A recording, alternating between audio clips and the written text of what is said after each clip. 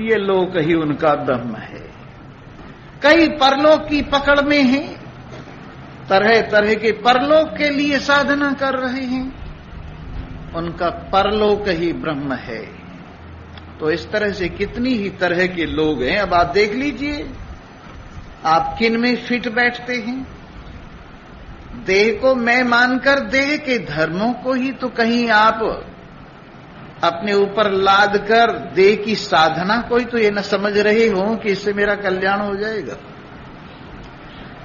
या फिर प्राणों को अपनी मैं मानकर प्राणों की खींचातान को ये समझ रहे हो कि इससे मेरा कल्याण हो जाएगा,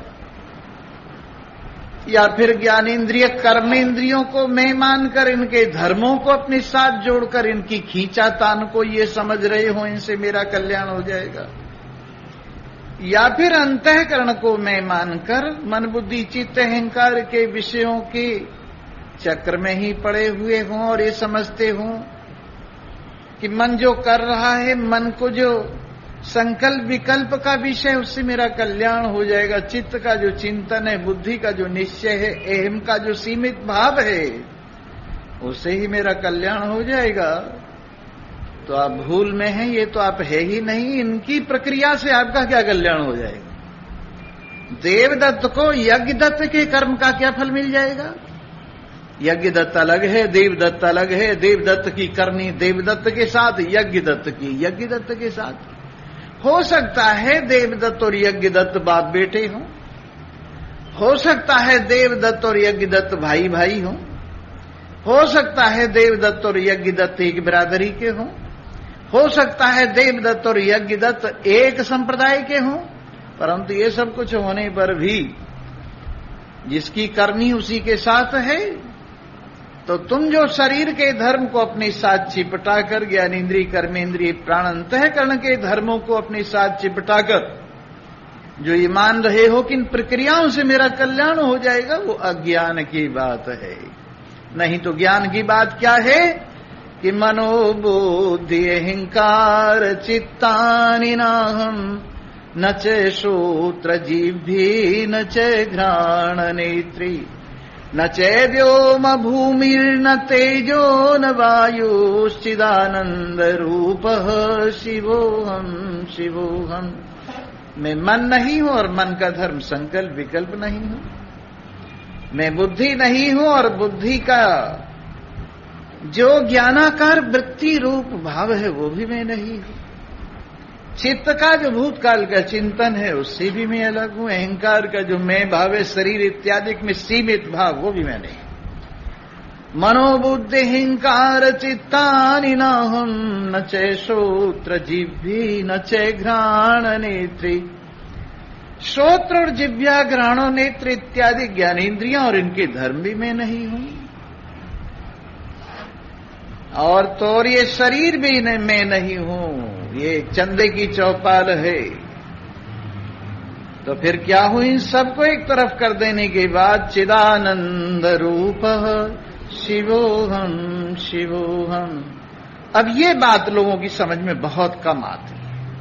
अब लोग कई तो यूं कहते हैं क्यों जी माला फेरते रहे शिवोहम शिवोहम की। कई कहते हैं क्यों जी सोहम सोहम का मंत्र जपते रहे। कई कहते हैं ब्रह्मास्मि ब्रह्मास्मि का ध्यान लगाते रहें। यानी वो भी इसको ये नहीं समझते। ज्ञान की बात है अपने बारे में। ये प्रत्यक्ष अनुभव है कि मैं कल्याण स्वरूप चेतन आनंद स्वरूप हूं, ब्रह्म हूं, व्यापक हूं, सर्वाधिष्ठान सर्वाधार, सबकी सत्ता स्फूर्ति का हेतु हूं। ये बात नहीं समझते, बल्कि इसे साधना में ले जाते। क्यों जी मैं शिवोहम शिवोहम की माला फेर सकता हूं? क्या मैं सोहम सोहम का जप कर सकता हूं? ये अहंग्रह उपासना कही है अपने शास्त्रों में।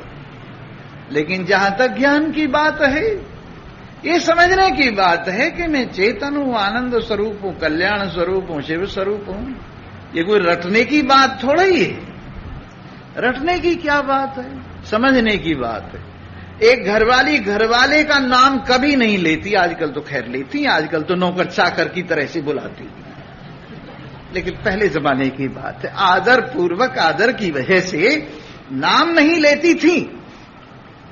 लेकिन फिर भी क्या उनका प्रेम नहीं होता था? वो जानती नहीं थी कि ये मेरा पति है। भले उसका नाम न ले में, चाहे उसके नाम का जप न करें, चाहे उसके संबंध की माला न फेरे कि मैं इसकी पत्नी हूं, मैं इनकी पत्नी हूं, मैं इनकी पत्नी हूं। ये बिना माला फेरे भी जानती थी मैं इनकी पत्नी हूं, और उनका नाम न बोल के भी जानती थी ये मेरे पति हैं। तो ये हृदय से जैसे समझी गई बात है, वैसे ये समझा जाता है मैं ब्रह्म हूं, और इसकी क्या तो माला फेरो, क्या इसकी साधना बताओ, मेरे ही लोग कान खा जाते हैं। अजी वो विधि बताओ, कुछ ऐसी विधि बताओ। अब शास्त्र ने कहा कि भाई संसार मिथ्या है, संसार से मन हटा, कैसे हटाएंगे? अब क्या बताएं कैसे हटाएं? मिथ्या समझ के हटाओ, मिथ्या है ये समझ के हटाओ, दुख रूप है ये समझ के हटाओ, बंधन रूप है ये समझ के हटाओ, कुछ समझ के तो हटाओ, और नहीं तो फिर क्या बताएं उन्हें? नीचे को सिर करो, ऊपर को पैर करो, ये कोई विधि है? इस तरह से लोग वास्तव में इस ज्ञान को भी और चीजों के साथ, जैसे और खिचड़ी पकाने की आदत है, इसको भी उसी खिचड़ी में पका देते हैं, उसी पतीली में। जी ध्यान लगा रहा हूं, मैं ब्रह्म हूं, इस बात का ध्यान लगा रहा हूं, एक तरफ हट जाओ। हट कौन जाए जब सब ब्रह्म ही है? सर्वम खल्विदम ब्रह्म, और तू ब्रह्म है, कौन हट जाए और कौन आ जाए? ये सब कुछ ब्रह्म ही है। किसी से घबराता क्यों है? किसी से राग, किसी से द्वेष क्यों है? इस प्रकार इस यथार्थता का जब ज्ञान होता है ना, तो इधर उधर के सारे विचार, सारी कल्पनाएं शांत हो जाती हैं। न मन की कल्पना पंख मारती है, न बुद्धि का क्षणिक विज्ञान पंख मारता है, न कान का परलोक के प्रति श्रवण पंख मारता है, न आंख का इस लोक के प्रति लगाव पंख मारता है। अपने आप में विराजमान व्यक्ति अपने आप में विराजमान है, और क्या है? अपने आप में विराजमान होने से क्या होता है? मैंने कहा सींग निकल आते हैं। क्या होता है अपने आप में विराजमान होने से? कुछ सींग निकल आते हैं? अजी नहीं, कुछ होता हो जाता होगा। मैंने कहा क्या हो जाता होगा? नहीं, कुछ अनुभव होता होगा। क्या होता होगा? कुछ दिखाई देता होगा, फिर वहीं आ गया जहां से चला था, फिर वहीं आ गया। अरे जिसमें कुछ दिखता ही नहीं वो तो तू है। देखने वाला और दिखने वाला दोनों जहां एक है वो तो तू है, और फिर देखने की कल्पना में पड़ गया। नहीं नहीं, कुछ सुनाई देता होगा। क्या सुनाई देता होगा? फिर द्वैत में आ गया, द्वैत से तो मुश्किल से ऊपर उठा, फिर उसी द्वैत में आ गया। तो आदमी घूम के फिर के संसार से, इस द्वैत से इतना मोह है कि वो ब्रह्म ज्ञान को भी यूं समझते होंगे, जरूर दर्शन हुए होंगे ब्रह्म के। क्यों स्वामी जी? ब्रह्म हाथी पे बैठा था कि घोड़े पे बैठा था कि शेर पे बैठा था? जब आपने दर्शन किए थे तो कहां लेटा हुआ था? बताओ कहां? बताओ। शेषनाग पे लेटा हुआ था। अगर शेषनाग पे बताऊं तो सर्वव्यापक कैसे रहेगा? इस प्रकार से सारी कल्पनाएं जो पहले से लिए फिरता है वो छोड़ के नहीं देता, और इसीलिए सम्यक बोध इसको नहीं होता। और सम्यक बोध न होने के कारण वहीं का वहीं रह जाता। जैसे भगत जी पहले था, सारी जिंदगी भगत जी रहता है, कभी इसको ज्ञान नहीं हो पाता। इसलिए मेरे मित्रों, अगर ये बात समझ में आ जाए कि मैं सच्चिदानंद ब्रह्म हूं, मेरे अतिरिक्त तो कुछ है ही नहीं, न मुझ में शब्द है। एक दिन मैं एक श्रुति बोल रहा था, आज फिर सुनाता हूं। शुरू करता हूं और रोज श्रुति निकल जाती है। पता नहीं श्रुति की मर्जी ये है कि इन्हें मत सुनाओ, पर आज मैं श्रुति को तैयार करके लाया हूं कि आज मैं तुम्हें जरूर सुनाऊं। अशब्दम स्पर्शम रूपम अव्ययम तथा रसम नित्यमगंधवच्च यत् अनादि अनंतम निहितः परम ध्रुवम निचायतन मृत्यु मुखात् प्रमुच्यते। ये वेद भगवान का वाक्य है, उपनिषद की वाणी है, जो शब्द नहीं है, अशब्द है, जो शब्द नहीं है, पर शब्द का जिसमें कल्पना करने पर शब्द को जो जानने वाला है, जिसके ज्ञान पर शब्द निबट जाता है, पर जब तक शब्द का आरोप है, शब्द का अनुभव करने वाला है, पर शब्द से अलग है। जब तक स्पर्श का आरोप है, स्पर्श को जानने वाला है, पर स्पर्श से अलग है। रूप को जानने वाला है, रूप से अलग है। अशब्दम स्पर्शम रूपम अव्ययम। और जो व्यय नहीं होता, सब चीज व्यय होती रहती है, पर ये सबको सहारा देकर फिर जीवन दे देता है रिजर्व बैंक। इस प्रकार स्वयं व्यय नहीं होता, अव्यय है। कभी भी परिवर्तन नहीं होता, अव्यय है। अव्यय होता ही वो है जिसके साथ कोई भी न कोई कृदंत लगता है, न कोई तद्धित लगता है, न कोई उपसर्ग लगता है, कुछ भी नहीं जुड़ता, जो ज्यों का त्यों रहता है, एक रस, उसका नाम अव्यय है। तो इस प्रकार से जो अव्यय है, न किसी के साथ जुड़ता है, न किसी के साथ अलग होता है, अपने स्वरूप में सदा एक रस रहता है, न बढ़ता है न घटता है, व्यय भी नहीं होता, ऐसा ये पदार्थ है। शब्दम स्पर्शम रूपम अव्ययम तथा रसम नित्यम गंधवच्चयत्।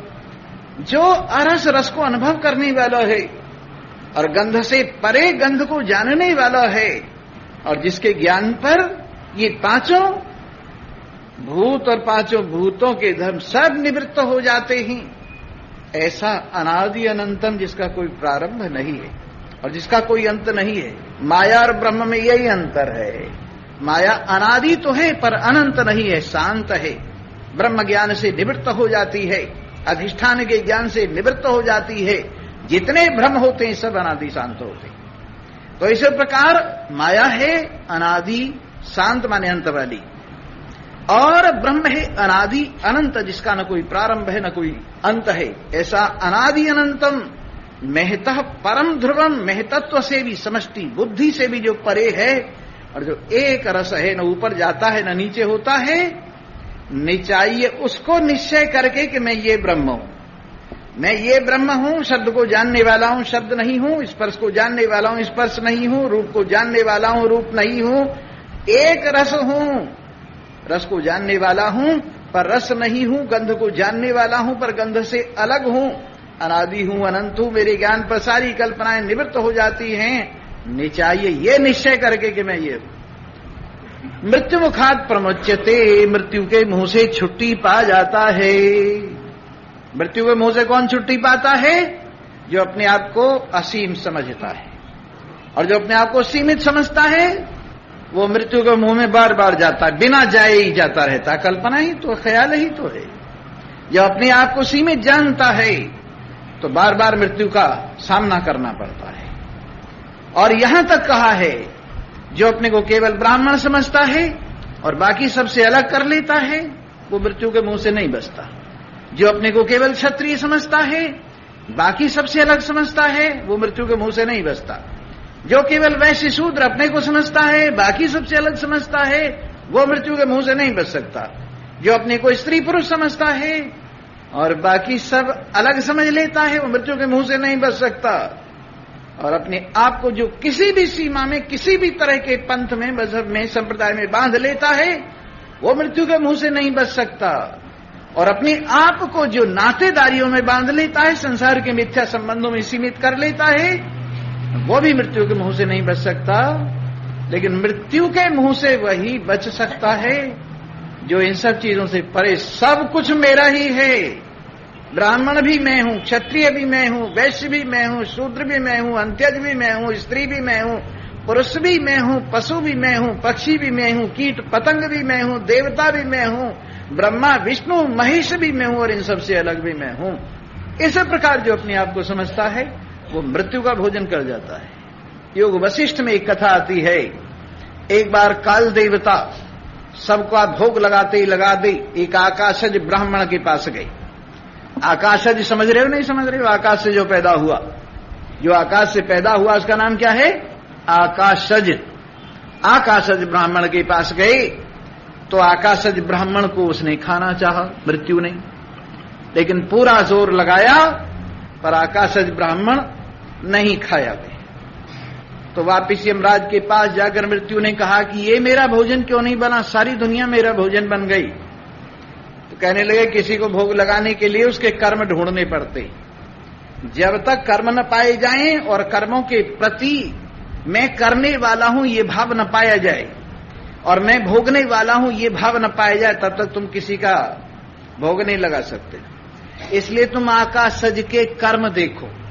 अगर आकाशज के कर्म तुम्हें मिल गए तो तुम उसको आसानी से खा जाओगे, जाओ। अब उन्होंने जोर लगाया। आकाशज ब्राह्मण के कर्म भी आकाश रूप थे, आकाशज ब्राह्मण की सोच भी आकाश रूप थी, आकाशज ब्राह्मण की ज्ञानेन्द्रियां भी आकाश रूप थी, सारी चीज आकाश रूप थी। और इस प्रकार से काल के पल्ले कुछ नहीं पड़ा। काल वापिस आकर कहने लगे मुझे तो इसके कर्म मिले नहीं, मुझे तो इसमें कर्तृत्व अभिमान मिला नहीं, मुझे तो कर्म के प्रति इसमें भोक्तृत्व भाव मिला नहीं, मुझे तो कर्म फल के प्रति इसमें आसक्ति मिली नहीं, मुझे तो इसको शरीर भी नहीं दिखाई दिया, मुझे इसकी ज्ञानेन्द्रियां भी नहीं दिखाई दी, मुझे इसकी कर्मेंद्रियां भी नहीं दिखाई दी, मुझे इसके प्राण भी नहीं दिखाई दिए। बताओ मैं इसको कैसे खाऊं? यमराज कहने लगा फिर तू मेरे पास आ जा, नहीं ये तुझे खा जाएगा। तो भगवान श्री राम कहने लगे मैं समझ गया ये आकाशज ब्राह्मण कौन है। बोले अच्छा बताओ कौन है? वशिष्ठ जी ने कहा कि ये ब्रह्मा जी है और कोई नहीं। ये कौन है? ब्रह्मा जी हैं। बोले बिल्कुल ठीक समझा तुमने, ब्रह्मा ज्ञानवान है, ब्रह्मा का शरीर आकाश रूप है और ब्रह्मा के शरीर में सारा कुछ खेल आकाश रूप है, तो काल उनको कैसे खा सकता है? मेरे मित्रों तुम देख लो, तुम अगर अपने को आकाश रूप समझते हो, अपनी ज्ञानेन्द्रियों को आकाश रूप समझते हो, अपनी कर्मेंद्रिय प्राण अंतःकरण को आकाश रूप समझते हो, अपनी कर्म फल को आकाश रूप समझते हो, अपनी दुनिया को आकाश रूप समझते हो, तो तुम्हें काल नहीं खा सकता। लेकिन अपने को तुम शरीर समझते हो, अपने को ज्ञानेन्द्रियों के धर्म वाला समझते हो, अपने को कर्मेंद्रिय और कर्मेंद्रियों के धर्म वाला समझते हो, अपने को प्राण और प्राणों के धर्म वाला समझते हो, अपने को अंतःकरण और अंतःकरण के धर्म वाला समझते हो, तो काल से नहीं बच सकते। मछलियां पकड़ी गई जाल में, जल निकल गया। समझ में आ रही बात? नहीं आ रहा? मछलियां पकड़ी गई जाल में पर जल निकल गया। मछलियां जल से कहने लगी तू तो गया, हमें भी बचा ले। कहने लगे तुम भी जल हो जाओ, मछलियां क्यों बनी हुई हो, जल हो जाओ, बाहर निकल जाओ।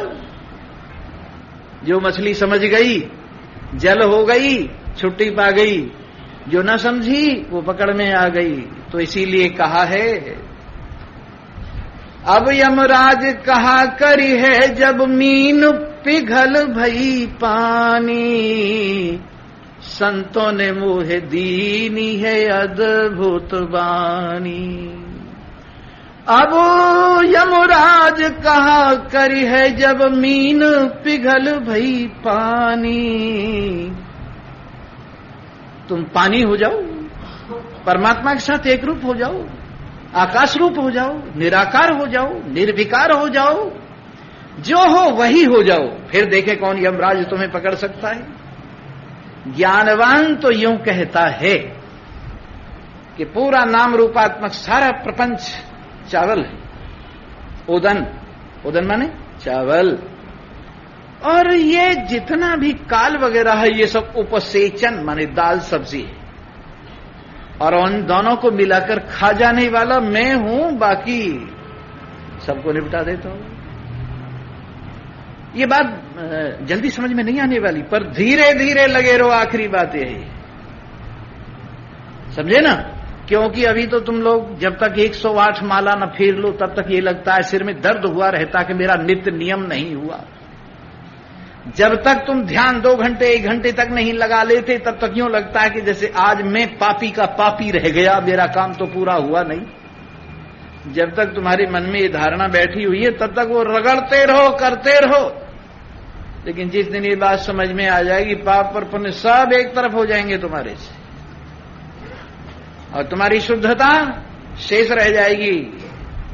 इसे ध्यान से समझो, क्योंकि यह अभ्यास आध्यात्मिकता के नाम से पहले जो कराया जाता है यही कराया जाता है। माला फेरो, दर्शन करो, ध्यान लगाओ। अब इसको सारी जिंदगी नहीं छोड़ के देता है। आपने सुना है ना, एक लड़का था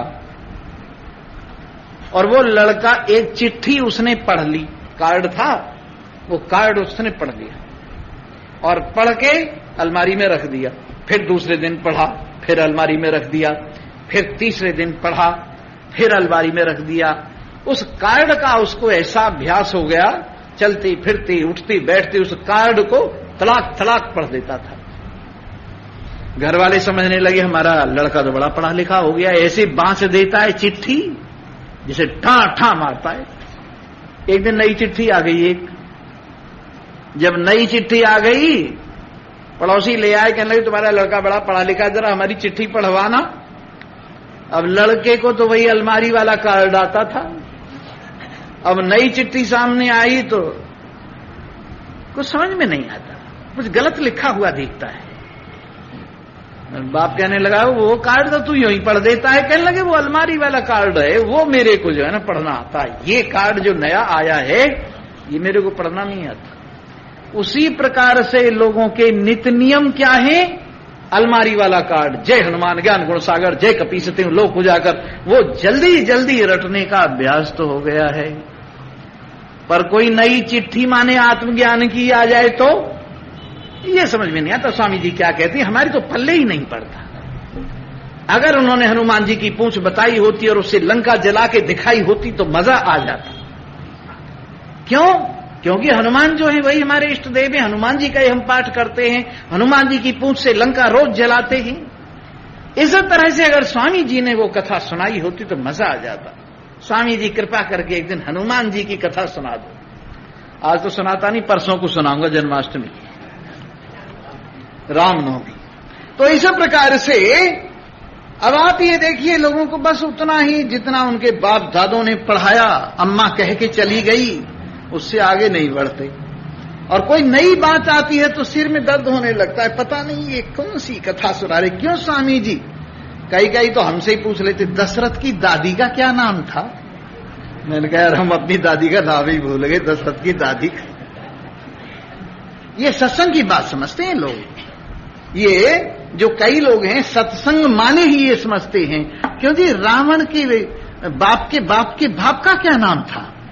इस तरह से लोग इसको सत्संग समझते हैं। कोई हिस्ट्री को सत्संग समझता है, कोई ज्योग्राफी को सत्संग समझता है, लेकिन जो अपने आप की समझ सत्य पदार्थ है उसकी चर्चा तो बहुत कम करते हैं और बहुत कम सुनते हैं। सो मेरे मित्रों, इस प्रकार से ये विचार जब समझ में आता है और व्यक्ति नाम रूपात्मक सारे प्रपंच को काल की दाल डालकर हजम कर जाता है और अपने आप को निर्विकार, निराकार, परम शुद्ध सच्चिदानंद ब्रह्म बेफिक्र होकर अनुभव करता है।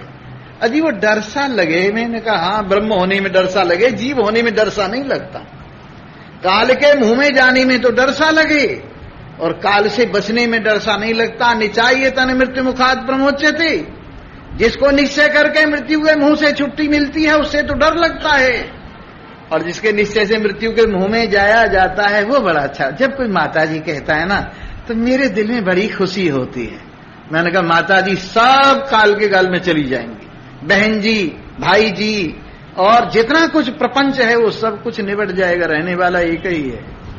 और वो कौन है? जो सब में विराजमान है, माता जियों में भी, पिताजियों में भी, और मम्मी डैडी वेडी सैडी सब में विराजमान है जो अकेला, वही बचेगा, बाकी सब कुछ निबट जाएगा। इस प्रकार से मेरे मित्रों, इस तत्व को जब समझा जाता है, जैसे वामदेव जी ने मां के गर्भ में ही समझ लिया इस बात को कि मैं ही सूरज हूं, मैं ही चांद हूं, मैं ही सितारे हूं, मैं ही सारा खेल खेल रहा। जिस प्रकार से उषा कहती है उषा सूक्त के अंदर, मैं एक हाथ से सूरज की बॉल को फेंकती हूं, दूसरे हाथ से सूरज की बॉल को पकड़ लेती हूं। यद्यपि ये लगता तो ऐसा है कि जैसे उषा काल में सूर्य निकलता है और शाम की उषा काल में छिप जाता है, लेकिन अगर इसको कोई लड़की भी समझ लिया जाए और वो ब्रह्म ज्ञान में मस्त होकर कहती है कि मैं पूरब वाले हाथ से फेंकती हूं सूरज को और पश्चिम वाले हाथ में पकड़ लेती हूं, तो बताइए वो उषा कितनी महान होगी। जो उषा अपने को सर्वव्यापक अनुभव करती है, जो उषा सूरज चांद सितारों की गेंद से खेलती है, जो उषा, आजकल तो देवी के दिन चल रहे हैं, ये देवी जो सब में विराजमान, सबका एकमात्र आधार और ब्रह्म विद्या रूप से सबके कल्याण के पट खोलने वाली, इसको जरा अपने आप में अनुभव कीजिए और सारे विचारों की लहरों से अलग अपने किनारे पर विराजिए। नाना विचार सुशांतो धीरो विश्रांति मागत, न कल्पते न जानाति न शृणोति न पश्यति, सारे रगड़ों से दूर हो गया है। न कल्पना करता है, न जानता है, न सुनता है, न देखता है। असमाधेर अविक्षेपा न मुमुक्षुर न चेतरः, मुझ में कोई कल्पना नहीं है। विक्षेप हो तो समाधि हो, मुझ में कभी विक्षेप ही नहीं हुआ तो समाधि कैसी। मुझ में कभी बंधन ही नहीं है तो मुमुक्षता कैसी और मुक्तता कैसी। ये सापेक्ष शब्द जब तक ज्ञान नहीं हुआ तब तक के लिए प्रयोग किए जाते हैं। जब तक आदमी मन की चंचलता को अपना धर्म समझ रहा है तब तक समाधि की चर्चा की जाती है। जब तक अपने में बंधन की कल्पना कर रहा है तब तक मुक्ति की चर्चा होती है और मुमुक्षता के भाव की बात बनती है। लेकिन जो सिद्ध हो गया, एक भाषा है, उस भाषा में बहुत से लोग बैठे, उस भाषा के बोलने वाले, सिद्ध होना माने पक जाना, सिद्ध होना माने पक जाना। जैसे चावल सिद्ध हो गई माने गल गई। चावल पकाते हो तुम लोग? अब के पका के देखना, घरवाली तो तुम्हारी पकाती ही रहती, तुम पका के देखना।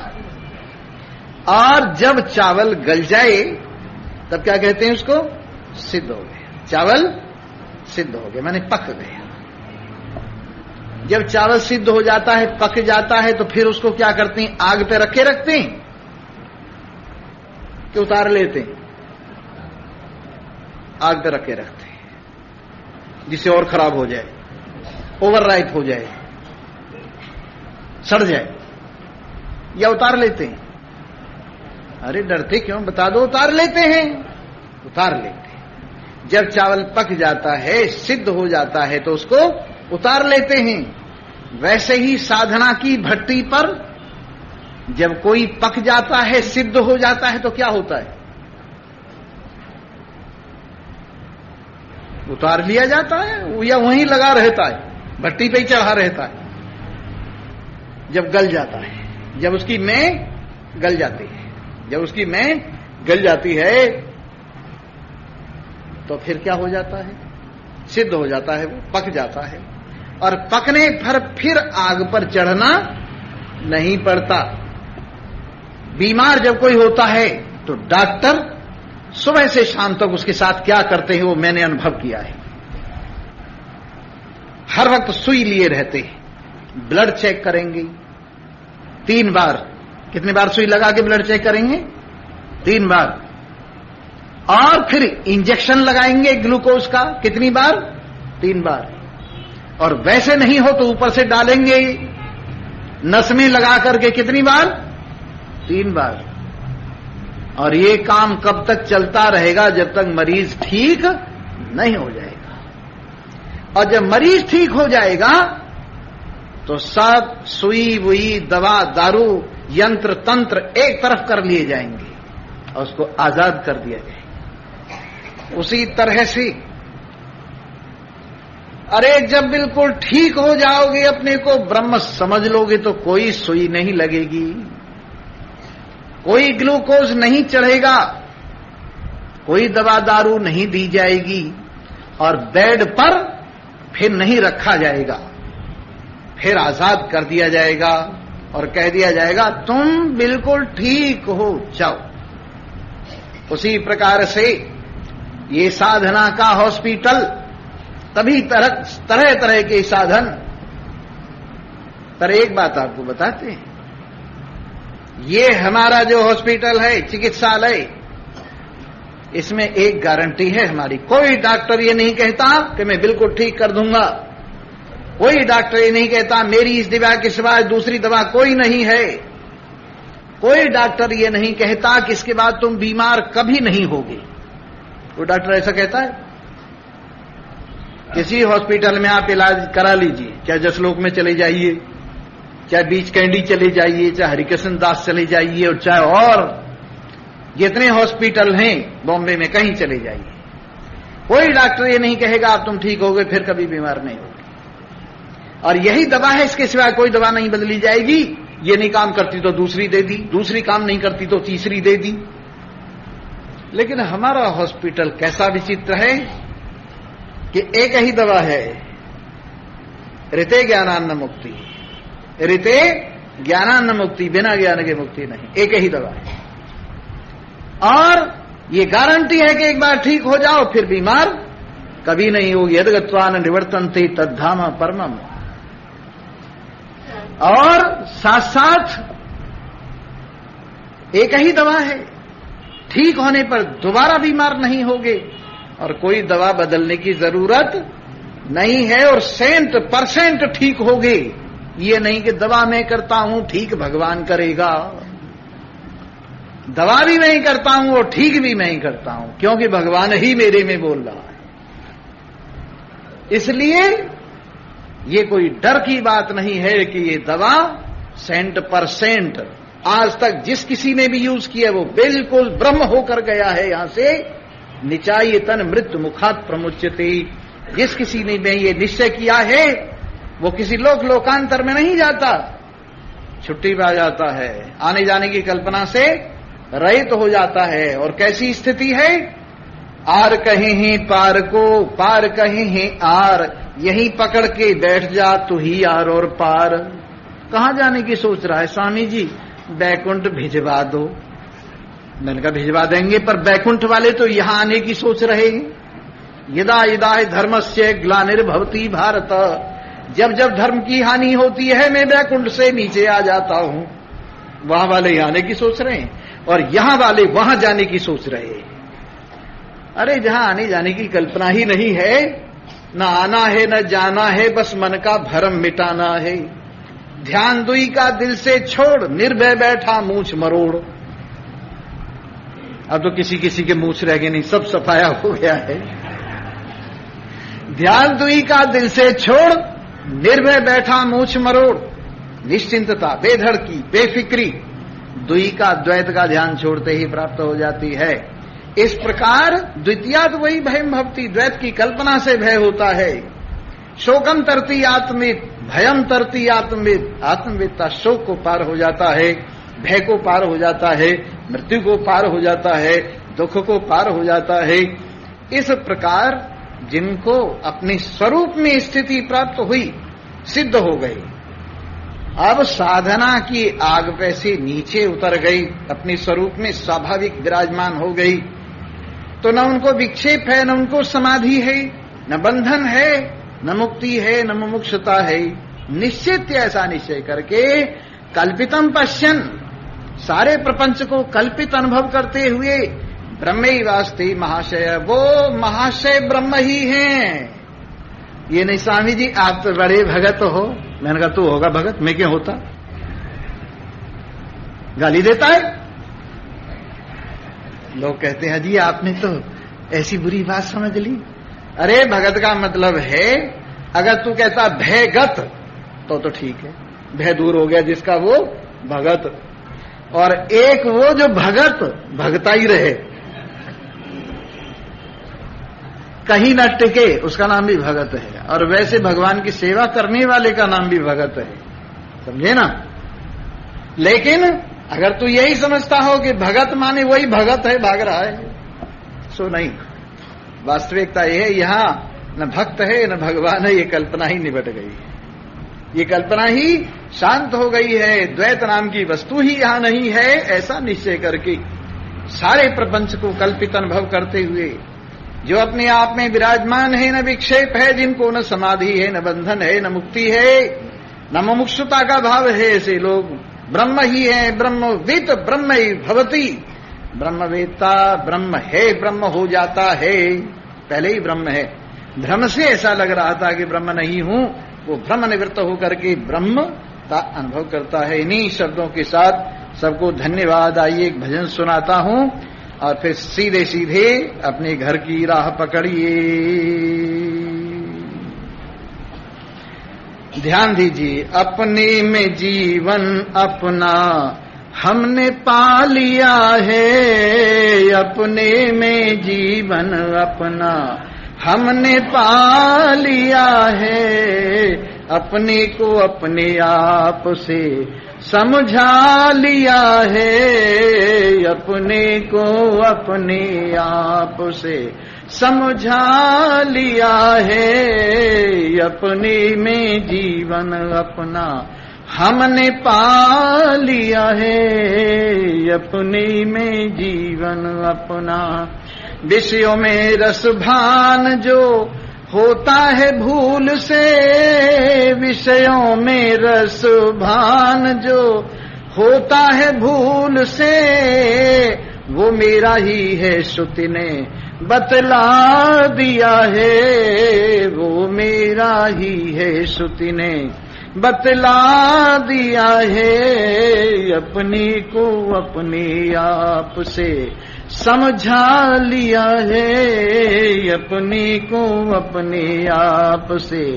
मन के अनुकूल विषय मन एकाग्र जब करें, मन के अनुकूल विषय मन एकाग्र जब करें, मेरा ही आभास सुख बता दिया है। अपने में जीवन अपना हमने पा लिया है, अपने में जीवन अपना। भर जाता है जब पेट खाना क्या सुखी करे, भर जाता है जब पेट खाना क्या सुखी करे। खाने में भी मेरा मजा है ये पा लिया है, खाने में भी मेरा मजा ये पा लिया है। अपने को अपने आप से समझा लिया है। सूखी हड्डी को लेकर श्वान चाबता फिरे, सूखी हड्डी को लेकर श्वान चाबता फिरे। अपने मसूड़ों का रुधिर मजा दिया है, अपने को अपने आप से समझा लिया है। अपने में जीवन अपना हमने पा लिया है, अपने में जीवन अपना। सर्वे भवन्तु विश्वानि देव सवितुर्दुरितानि परासुव। यद्भद्रं तन्नासुव। आय नमो नमः। यस्यान्तः स्यादहंकारो न करोति करोति सः निरहंकार धीरेण। न किंचिद्धि कृतं कृतं नोद्विग्नं न च संतुष्टं कर्तृत्वं मदवर्जितं। निराशं गत संदेहं चित्तं मुक्तस्य राजते। निर्ध्यातुं चेष्टितुं वापि यच्चित्तं न प्रवर्तते। विनिर्मितमिदं किन्तु निर्ध्यायति विचेष्टते। भाग्यवान श्रोतावृंद, कल अपनी स्वाभाविक एक रस निर्विकार निर्विकल्प अत्यंत शुद्ध स्वरूप स्थिति में विराजमान महान पुरुष का अनुभव कहा गया। बताया गया जिसको विक्षेप है उसको समाधि है, और जिसको विक्षेप ही नहीं है उसको समाधि भी नहीं है। जिसको बंधन की प्रतीति है उसको मुमुक्षुता है और मुक्ति की आकांक्षा है। लेकिन जिसको बंधन की प्रतीति ही नहीं है, बंधन किससे हो, मेरे अतिरिक्त कोई तो वस्तु नहीं है जिसे बंधन हो, ऐसी जिसकी निष्ठा है, ऐसा व्यक्ति वास्तव में थोड़ा पहले आया करो, जरा सा 5-7 मिनट पहले आओ। हाँ, कोई बात नहीं है। न मुमुक्षु न चेतरः, न मुमुक्षु है उसकी स्थिति में और न